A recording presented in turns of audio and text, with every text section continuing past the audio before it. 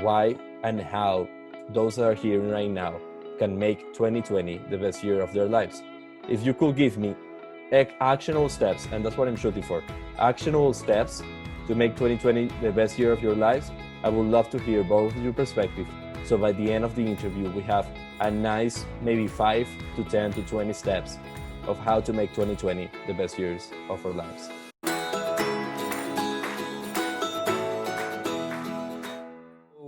Welcome everybody. This is the second ever SitePlow talk.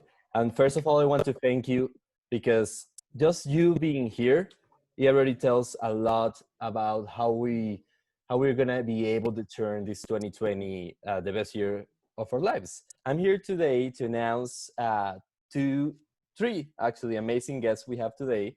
As always, here Luis Bechara and Alberto Capriles, we will be asking questions. And our guests today are Antonio Colmenares, and we have also Sebastian Grossman.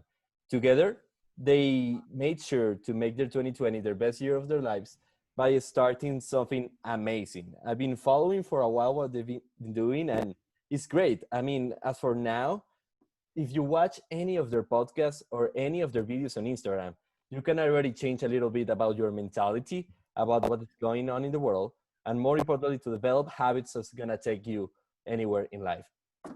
In the other hand, we have Priyashi. Priyashi is a clinical psychologist, and she has been an expert in psychology for a long time. And I know we're gonna learn a lot from her, and I think she's gonna bring a lot of amazing things to this conversation. So let's get started with the main question. And I don't know who wants to go first, but I want to hear both of your stories and why you think your story is gonna be able to tell people why and how we can turn 2020 in the best year of our lives. So having said that, who wants to go first, Rebound or Priyashi? Priyashi, up to you. I want to hear your story. All right. So 2020 is a year where a lot of things just went into halt. And they are just, the time is just passing by and everything has just stopped. And so much is happening inside. And as much as it's happening inside, all of us, it's happening outside as well. But yet the world is stopped. Well, that's the beauty of 2020. So we do understand that there are some, huge problems going on around the world. But if we try to see it in a way, then we will be able to understand that all these problems are not just rising right now. They have been there since long. And probably we all have been avoiding them, denying them. We weren't just accepting them. But now a collective consciousness is rising by observing the unconscious activities, behaviors, events happening across the globe. So this 2020, as it seems to be an apocalypse, right, happening around the world, we need to understand what apocalypse actually means. As Michael Beckwith said, that it means that something new is about to arrive. Something new is originating, and that is going to take surface, and that is what is going to unify all of us in a much more collective consciousness. And that's what we need to learn from 2020. So probably this is the year when we have to decide that the normal is no more normal. And thus we need to change our lifestyles, we need to change our perceptions, we need to change how we respond to things rather than just reacting. It's time to accept, it's time to grow, it's time to unlearn the previous conditioning and learn better ones. So yeah, that's my view. I would like to hear Rebound's take on this. Yeah. And what I think is that one of our podcast guests called Jonathan Haidt, he mentioned the coronavirus as one of the best things that's happened to humanity ever.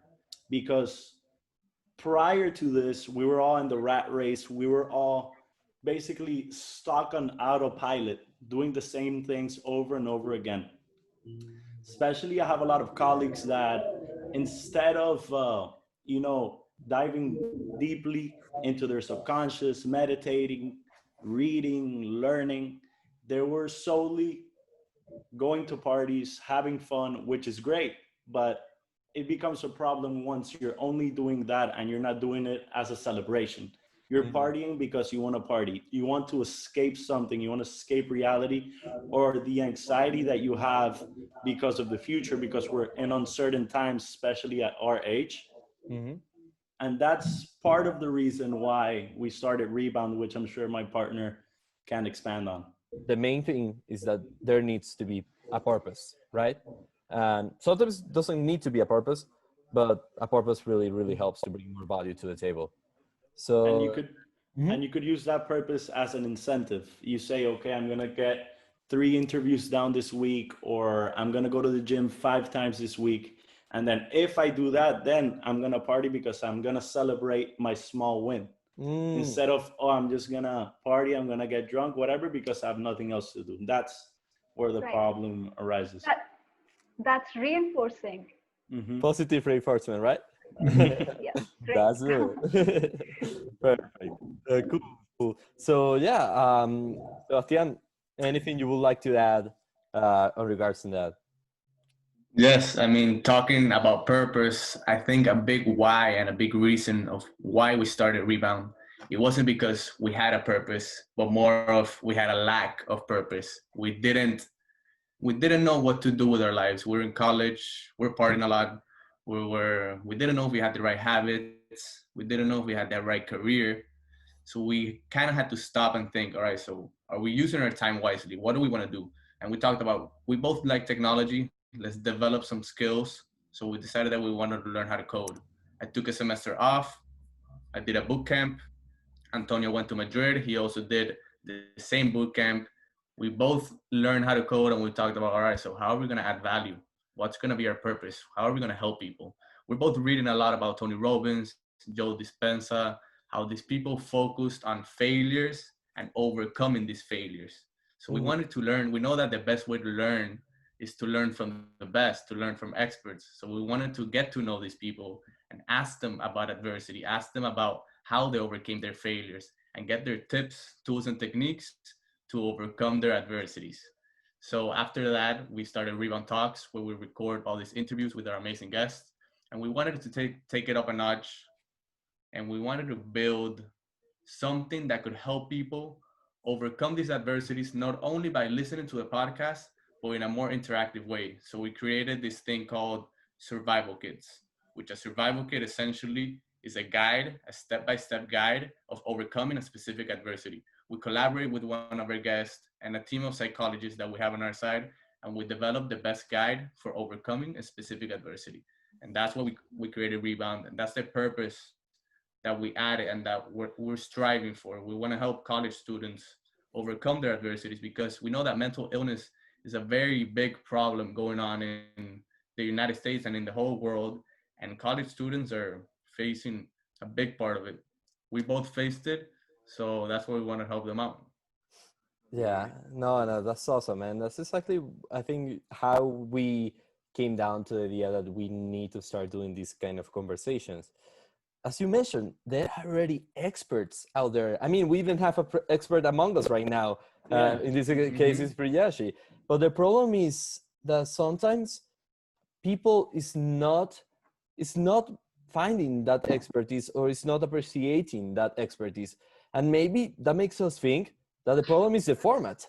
I mean, the expertise is there. There is an expertise there, but it's something that I strongly believe that I'm not sure yet, and we're trying to figure out why. But it's either for a stigma or for a problem of accessibility, but that expertise, everything you just mentioned, bringing the experts, having that support, having these survival kits, it's stuff that we are not exactly reinventing. We are reinventing the way we deliver them.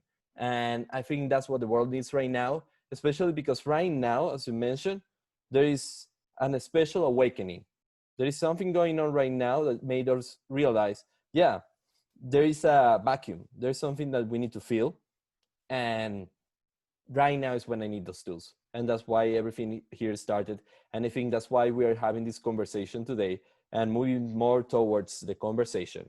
Um, that's why we are going into why and how those that are hearing right now can make 2020 the best year of their lives. If you could give me actionable steps, and that's what I'm shooting for, actionable steps to make 2020 the best year of your lives, I would love to hear both your perspective. So by the end of the interview, we have a nice maybe 5 to 10 to 20 steps of how to make 2020 the best years of our lives. I'd like to say that, yeah, I really like the part where you said about purpose. I think that's important because once you find your purpose, you lose fear of uncertainty and you go for it because it start becoming about others, not only you. So you found this purpose or mission and you lose that fear that is like, oh, I'm so insecure. No, well, I'm going to do this because it's good. So you, for example, you lost fear and made Rebound. That's the big step. The thing is, how can you find that purpose? That's a question that you could address later. Like, how could you, I don't know, you isolate yourself in a mountain, you find a mentor, how you find that purpose? Because people struggle sometimes to find that purpose or are afraid to look for it. Yeah. But yeah, I like what you said. But yeah, coming back to the main theme, as Bechara said. Okay. Definitely. And that is a question that we ask most of our guests, like, how can college students find their purpose? Because it's not something that's easy. Some people think about it and it feels so big, your life's purpose. Wow, what's it gonna be? But I always recommend to, first of all, read The Alchemist, amazing book by Paulo Coelho. You'll understand how achieving that purpose is not actually the answer, but the journey is. So part of your purpose is finding your purpose. If you don't have a purpose, you still have a purpose, and that is to find your purpose. And one actionable step that people can do that James Arthur Ray told us is that you could think back to the time where you're the youngest, the time that you can remember where you were the youngest, and think, what did you like to do? What did you enjoy to do? What would you do even if you weren't getting paid? And what would you get lost doing? Ikigai. Yeah. And from there, finding your Ikigai. I think you will start to realize a little bit of things that you really, really enjoy doing. Maybe you like soccer, maybe you like computers, maybe ever since you were little, you liked books. And then from there, you have to find a way from others to benefit from this skill that you have, this strength or this thing that you like. And I think it's a combination of both what you like and how can you benefit others. And I think that's a purpose. That's awesome. And it comes down to that concept of Ikigai, where you find your purpose in the intersection between what you like, what the world needs, and even what you can get paid for doing and what you're good at. So those 4 things create this nice Venn diagram where in the middle is your purpose. And that's something I love. I recently learned about it. Actually, you guys have an amazing, post about it, and it's awesome. I'm right now declaring that the first step maybe to improve your 2020 is to find a purpose. Let's play this game. Let's say that right now the habit we need to develop first, well, not the habit, the first step is to find a purpose, whatever that means. Start exploring that purpose, right? I would say that prior to finding your purpose, you have to get your shit together. Because if you're just out drinking, if you're just out fucking around, you're not going to find your purpose there. So definitely start meditating, exercising, building good habits slowly. And once you think you're in control of yourself, I think that's when finding the purpose comes in. Okay, I like it. Get shit together. That's a nice way to mention it. But I actually would love, and there are 2 steps right now. We have first step, get your shit together. And second step, finding your purpose. I would love to go deeper and take advantage that we have an expert psychologist here to hear about purpose.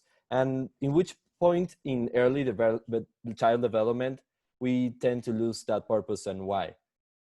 Because it seems like at first we are born as dreamers. Maybe not practical dreamers, but we're born as dreamers. So on which point in our life we lose that, and how we can refine it? And yeah, take it away. Well, usually it's the time period of puberty, because during that time we all are experiencing like a huge amount of change in our body, in our appearance, and that's when society keeps on adding so much more than before, right? There is a lot of pressure about how I am looking. There is a lot of pressure of dealing own emotions, dealing your friendship, dealing your relationships, right? Dealing your hobbies, dealing your studies. And that's when that dreamer, the light of the dreamer just goes away gradually. It all happens gradually. Some are capable of standing out even through that, but mostly the light is just faded away. Hmm. So what happens during this phase is a lot of conditioning is happening. A lot of conditioning has already happened since till the age 7 in the child, right? And till the age 7, whatever conditioning has happened, that is what makes their personality as an adult. So that conditioning which happened in the childhood is now actually shaping as a personality during that puberty. Revisiting that child, revisiting that 7 years old child, and maybe trying to, take away. I know you have some experience with hypnotherapy, which is awesome, probably. Yeah. I would love to hear about that, mostly for I'm very curious how that looks like. But Yeah. as well, I would like to go deeper into that purpose, finding that purpose, and Yes. especially because we mentioned Ikigai. We mentioned Ikigai, where Ikigai, the first circle, is finding what you like, I will say. So how we can use this knowledge about early child development to find what we like. All right. So when we become a person, a personality, a personality is basically a mask, right? You must have seen an iceberg, right? The 10% of the iceberg that we see on the surface of the ocean is what the personality is. And below that surface of ocean, there is 90% of the iceberg, right? Which is hidden, right? That's how our mind is. That's who we really are. That is what consists of all the programs we have been conditioned up till now, Okay. right? So I would say the purpose in life is actually to get unconditioned by all the conditionings happened so far by the society, by the parents, by whatever we have seen so far. Yeah. So yeah, like I think only 5% of the conditioning that we have learned, as like for example, getting trained in toilet training, or learning how to use language, right? I think these are the skills that we use and that are mandatory in life, right? So except that part of conditioning that we are using, that we are utilizing today for our good, except that all the purpose is just to get unconditioned, to start unlayering ourselves. And that is when we start to unlayer, that's when we regress and we go back to who we were as a kid, I love it. I love it. right? And actually, I think you should be quoted. The purpose in life is to get unconditioned, to find authenticity. So in childhood, we all have been trained with this, with this, that what is your name? So remember that moment when you were about to go to a school, or even before that, if you were named, if you were given your name, your parents must have told you that if somebody asks you what is your name, you have to say, my name is Louis, my name Mm-hmm. is Priyashi, right? Mm-hmm. So that became a conditioning, and the logical mind perceives it as a logic, considering I am equals the name, be it Louis, be it Sebastian, be it anything, right? Now, the name is something which is used just for the basis of communication, right? That is the significance. right? But how the mind perceives it is I am equals to that name. Now in future, when you go to school, you start going to school, you start meeting friends, you start meeting your teachers. Now whatever they tell you, about how you are, who you are, it automatically gets identified with I am. So for example, Priyashi is a bad girl. So I would perceive, my mind would perceive it as I am equals Priyashi, Priyashi equals bad girl, hence I am equals bad girl. And that's where I start to lose my confidence. I start to question myself. I start to create self-doubts, right? Yes. So this is how it goes on. So that's why I said, like, we need to unlayer, we need to disidentify ourselves So with all finding. the kind of adjectives. So you will say start by finding or I am sentences. So trying to go Yeah. through life. I heard I am Luis. I probably also heard I am, I don't know, computer scientist, for instance, or trying to go deeper and deeper. I am my last name, part of my family. Go ahead. Yeah. I would love Priyashi to expand on these, but I think that in order to uncondition or unlearn what you've been conditioned to learn, you have to go deep into the subconscious. So I would love for you, Priyashi, to expand on these, Yeah. see what's your point of view. Sure. So I do understand how subconscious mind works, right? But it isn't possible for every single person to go to a hypnotherapist, right? So what can one do by being on their own? So how can one become self-reliant to actually attain their purpose, or to actually disidentify themselves with all kind of roles that they have identified themselves with, right? So number one would be to understand that there are different kind of roles that we play in life, right? I am a girl, I am a daughter, I am a citizen of India, etc., etc., etc. So these are the roles. The roles have predefined standard definitions to it, right? How a daughter is, how a girlfriend is, how a wife is, how a mother is, right? So all these roles have predefined definitions already. And if someone is able to perform those traits well, then they are labeled as good. If not, then bad, right? So I would request everyone to just, identify all kinds of roles that they play in life, or Identify any kind of roles. I am sentence, whatever you identify yourselves with, however you define yourself. Basically, I tried to go deeper into what my personal, that actually comes down to personal branding. Like, what roles have I been playing all my life? And for instance, I'm gonna give you this as an example. But for instance, I started identifying, okay, I identify that I'm good about this stuff. I have a creativity, pattern finding, concentrated mediation. What that means? I mean, it doesn't mean anything. It's a word that I chose to identify something I'm good at when I'm able to format stuff from to a game to a movie to a person. I even started creating games for people that were based on them, like as a birthday gift. But here's something that, as you mentioned, I am words. And for instance, I started identifying, hey, so let's start working on my I am words. And for me, I am a computer scientist. I'm a leader, an entrepreneur, game developer, Venezuelan, musician, and mindset mentor. But then I realized, okay, this is my I ams for now. This is not set in stone. So I'm gonna take back the conversation in the sense that where are we at? First, we mentioned get your shit together. Second, we mentioned find your purpose. To find your purpose, you need to identify your roles in life. And for that, you need to ask you, what are my I am sentences? Is that correct? I would suggest, instead of saying that, instead of asking to identify what are the roles, it's better to say recognize the roles so that you can disidentify with them. And Priyashi, how do you suggest we disidentify?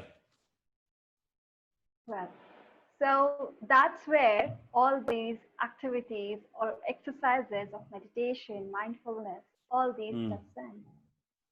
Yeah, Okay. right? I love that you mentioned mentioned that of recognizing, and after that you said mindfulness, because mindfulness for me personally has helped me become aware of what I do, how other people treat me, and how I react to that. It makes you more active, makes you start taking action instead of reacting to people, and it allows you to find these things that you've been conditioned into thinking that you are. It allows you to see them from an external perspective. So you're like, okay, so maybe I'm this way because I was raised this way and because people put this sort of labels on me. And you become aware of that, and that's when you can erase them and just become the person that you want to be, because things, what you think becomes things. So if you think how people have been raising you and there's things that you don't like, you're not going to like yourself. So think what you want to become aware of what you've been labeled as, and erase those labels. You don't have to believe what you've been I'm not, raised as, you know? it's the classic, I'm not what I think I am. I'm not what you think I am. I am what I think that you think I am. I don't know for sure what you think of me. But the Mm. main thing is that Mm. what I think that you think of me. And I guess that will also will be part of that socialization process that you mentioned that killed that dreamer inside of us at some point in our puberty. People have to start creating their own I ams. For example, something I do every morning is I say three things I'm grateful for. I say three things I want to do today, like what would make today great again.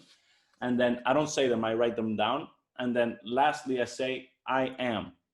And I put everything that I am or I want to be. Because if you start internalizing that every single day, I am an entrepreneur, I am a philanthropist, I am a leader, whatever you want to be, then internally you will gain that confidence and you would be the hero in your own story. As you sent in the group chat yesterday, you should create your own movie and become the hero in your own story. How does that hero look like? What does that hero do? Completely. No, that's awesome. Okay, so far I'm sorry, I keep doing this because I like lists. I like simple stuff that people can take action on. So what we are right now on the terms of habits for finding your purpose. First, you mentioned affirmations. That's something that the habit of creating your I ams in the morning. That's what I'll call affirmation, and that's something you could practice every morning to start internalizing stuff, so your body and you start believing that you are those stuff that you want to be, if that makes sense. Second, I heard about a little bit about the habit of life exploration, which means whatever that means to you. If you want to dedicate, as long as you're dedicating at least half an hour, let's say half an hour per week, to simply sit down and try to explore about stuff that led to stuff. Would you like to add? I have three habits right now for purpose. First is affirmations. Yeah. The second Meditation, is definitely. meditation, whatever that means. Mindfulness. It doesn't. Mindfulness, Mindfulness. 100%. Yeah, Mindfulness. let's call it life exploration. And okay, Gratitude is a actually, good one. gratitude is a good one. Yes.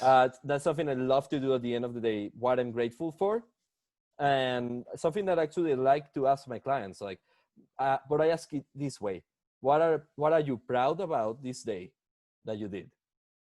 It's not simple. It's pride. It could be in a way self gratitude. So it comes down to gratitude at the end. So gratitude is something I'd like to do. But does gratitude fit inside of this finding purpose category, or would you put it in Yes. somewhere else? I would put it It in will. It finding will. purpose because if there's no way that you're going to feel like you're fulfilling your purpose if you're not grateful for the small wins. Let's say you think you're doing your purpose, but one day a bunch of shit goes wrong, and then you start like negative rumination and overthinking. The only way that you would keep on pursuing that purpose is if you look at the positive side of things. What are you grateful for today? Even if it is, I'm healthy, There's a beautiful day today. It could be the simplest thing, but Exactly. Yes, I yes. love it.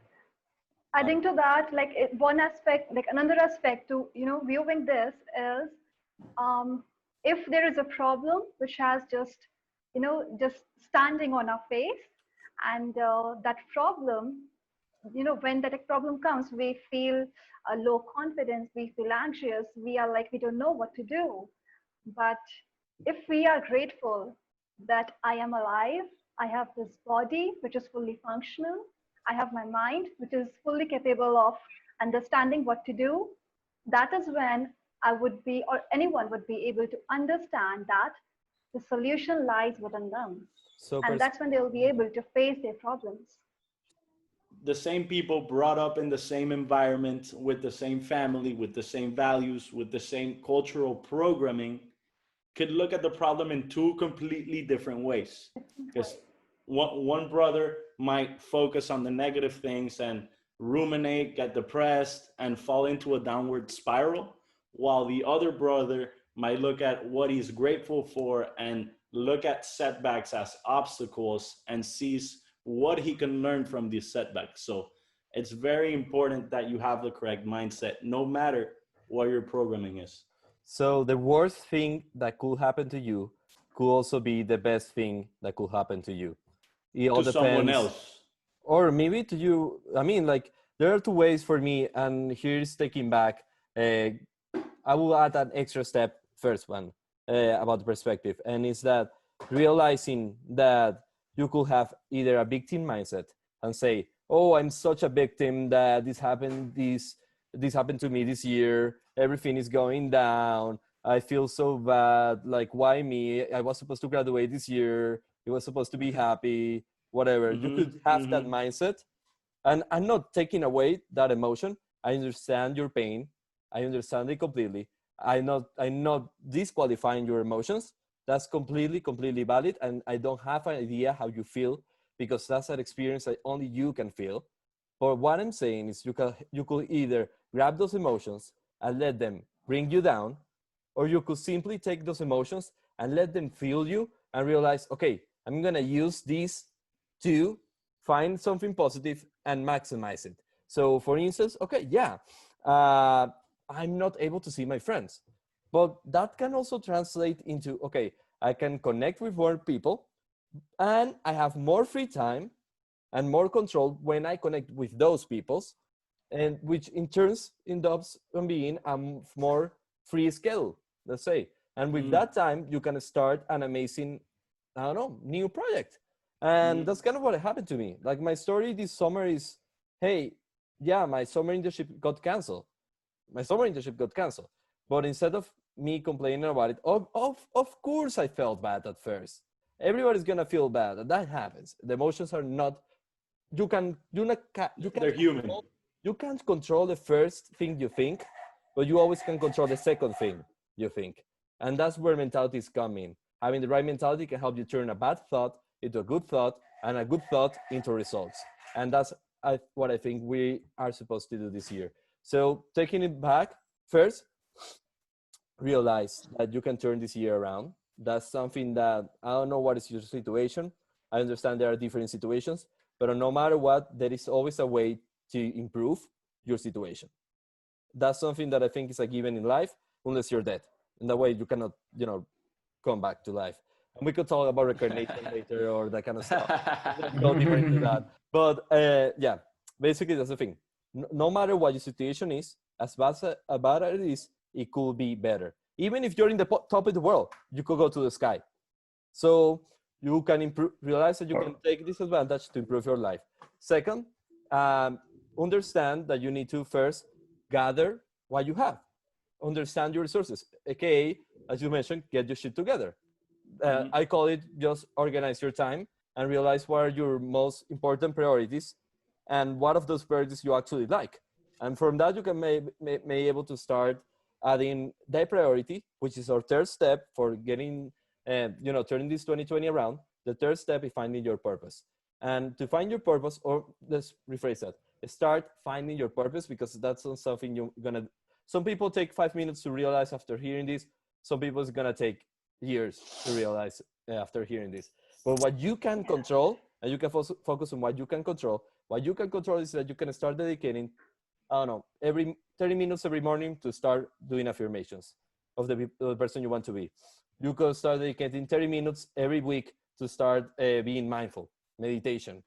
And more importantly, as well, going back to those roles that were imposed to you, as Priyashi mentioned, and try to identify what of those actually you like, and what of those are gonna go back to your affirmations, and what of those are not going to go back to your affirmations. So that's what I think this conversation is coming down to. I would love to hear your final thoughts about this. I love that you were talking about control.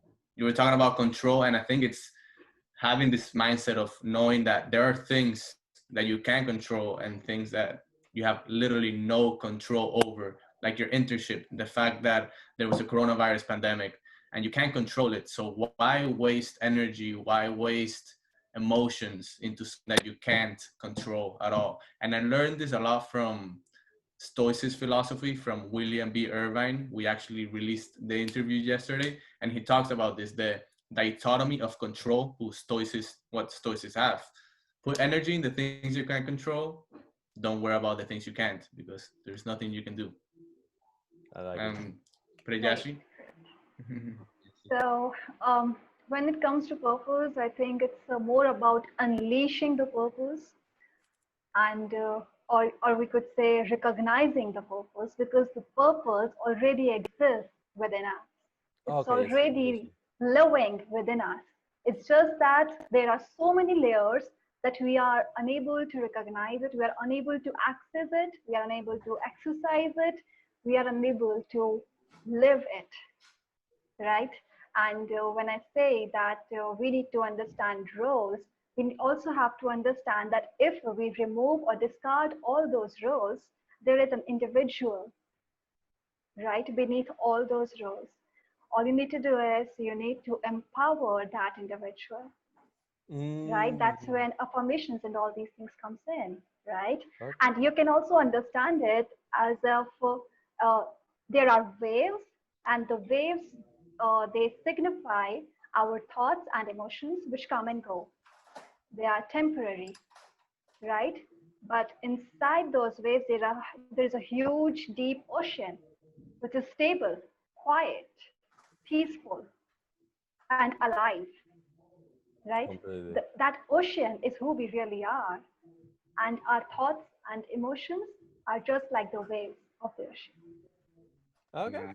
Perfect analogy. I took the liberty to simplify this conversation we just got.